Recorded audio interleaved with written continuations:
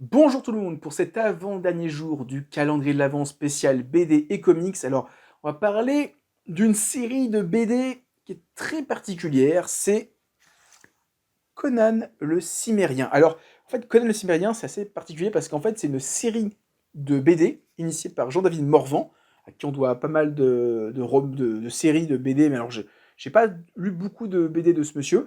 Et en fait, le principe de Conan le Cimérien, c'est que chaque album va être dessiné par quelqu'un d'autre. Et donc, d'un album à l'autre, il y en a 12 aujourd'hui, ben, on a un style, une narration complètement différente, c'est assez particulier. On peut découvrir des styles graphiques très particuliers. Il y a des albums que j'ai trouvé dégueulasses, j'aime pas du tout le style de l'auteur, mais tu découvres des choses. Et tu découvres aussi le passage de Conan le Cimérien, parce que moi, dans mon inconscient, on va dire à moi, Conan, c'est Schwarzenegger. C'est un gros monsieur, tapé, etc. Alors que, en fait, alors, ces BD-là sont adaptés des romans de Robert E. Howard, donc l'auteur des nouvelles de Conan. C'est des nouvelles, c'est vraiment des histoires qui font 50-100 pages à tout casser. Hein.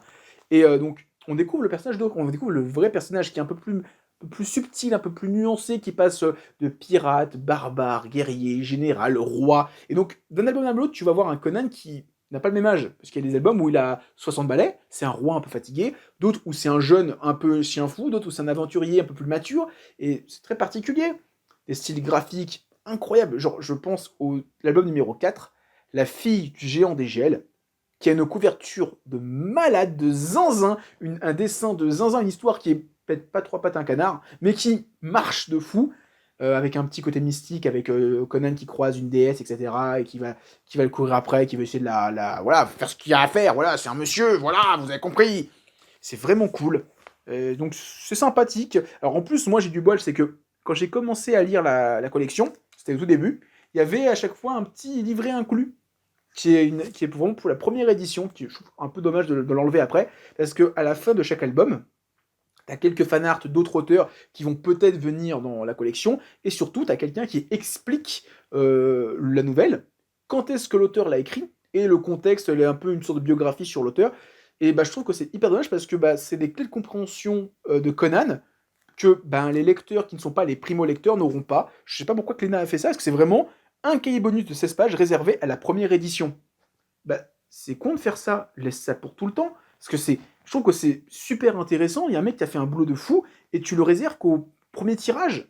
Je trouve ça un peu triste, parce que je peux vous le conseiller, mais vous n'aurez pas ça en plus, et je trouve que vous perdrez un peu d'intérêt, parce que vous allez avoir pas du tout les clés de compréhension, l'analyse de ce que vous aurez lu, parce qu'il y a quelqu'un qui va vous expliquer, ouais, alors peut-être que vous n'avez pas aimé ça, mais en fait, il faut vous remettre dans le contexte que l'auteur, il était peut-être en mode dépressif, et donc forcément, le mec qui adapte la nouvelle, il va pas faire l'interprétation. Il adapte vraiment fidèlement la nouvelle. Parce que je les ai lues, les nouvelles, après. Hein. J'étais tellement curieux de découvrir des œuvres d'origine que je crois que sur les 10 premiers albums, à chaque fois, je lisais la nouvelle. Et j'ai découvert d'où le roman d'origine. J'ai fait, ah ouais, c'est vraiment hyper fidèle. Donc, c'est super intéressant d'avoir ces petits cahiers.